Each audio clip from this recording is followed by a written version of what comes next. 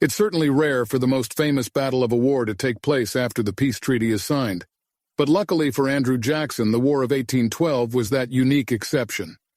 Less than a year after his victory in the Battle of Horseshoe Creek, Jackson led his forces into a more important battle at the Battle of New Orleans. The British hoped to grab as much of the land on the western frontier as they could, especially New Orleans, which had a prominent position on the Mississippi River for trading. With more than 8,000 soldiers aboard a British fleet sailing in from Jamaica in early January 1815, the attack on New Orleans promised to be a significant one, while Jackson's men defended New Orleans with about half that number. This went on despite the fact that the two sides had signed the Treaty of Ghent on Christmas Eve in 1814, which was supposed to end the war, but the slow nature of bringing news from England to America ensured that the battle would take place anyway.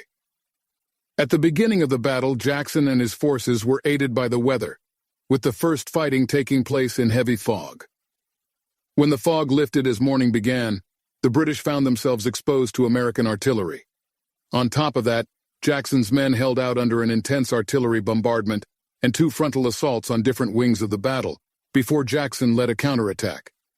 By the end of the battle, the Americans had scored a stunning victory. Jackson's men killed nearly 300 British, including their Major General Pakenham and his two main subordinates. More importantly, nearly 1,500 British were captured or injured, and the Americans suffered fewer than 500 casualties. The British Army had not been fatally wounded, but what the soldiers on both sides thought was the first battle in the Louisiana campaign was costly. The British thus decided that the continued campaign, which intended to conquer all of the Louisiana Purchase that Thomas Jefferson had bought just a few years earlier, would be too costly and end in defeat. On February 5, 1815, the British retreated by sea right around the time news was reaching the West that the war had ended. Though it was an enormous victory for Jackson and the Americans, the most important of the entire war, it proved to be a completely unnecessary one. The Treaty of Ghent had officially ended the war by keeping the status quo ante bellum. This essentially meant that both sides agreed to offer nothing, keeping things as they were before the war, and had the results been different, the British would have been compelled to hand the important port back over. Moreover, by the end of February, Napoleon had successfully escaped exile in Elba, ensuring the British would have to focus their war machine on the French leader who had bedeviled them for over a decade. Regardless, the nation much appreciated Jackson's skills, and the Battle of New Orleans was forever christened as one of the greatest in American history. Jackson was honored with a thanks from Congress, which was then the nation's highest military honor. Despite the huge failures of the War of 1812, the Americans lost almost every battle except New Orleans, and Washington, D.C. was destroyed. The nation now had something to celebrate.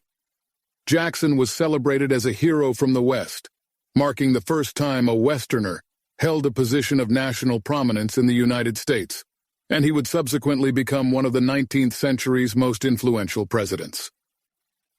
On April 9th, Lee formally surrendered his weary army to Grant at Appomattox, which is frequently cited as the end of the Civil War, but there still remained several Confederate armies across the country, mostly under the command of Johnston, the same commander who arrived with reinforcements by rail during the First Battle of Bull Run and gave the South hope with victory in the first major battle. But on April 26th, Johnston defied Davis's orders and surrendered all of his forces to General Sherman. Over the next month, the remaining Confederate forces would surrender or quit. Thus, by May, millions of Americans were breathing a collective sigh of relief that the Civil War was finally over. General Lee had surrendered his Army of Northern Virginia in April, followed quickly by all other commanders of major armies. Besides a few diehards in places like Missouri and the Indian Territory, there was no armed resistance to federal control. The long, hard road to Reconstruction had begun, or so everyone had thought. West of the Mississippi, in places like western Louisiana and Texas, the rebels still dreamed of holding out, and it was here that the final chapter of the Civil War was written. A chapter that was strange and completely unnecessary. It was in Texas, more than a month after the Confederacy had lost the Civil War, that the Confederacy won the last battle of that war. The last skirmish between the two sides took place on May 12th and 13th.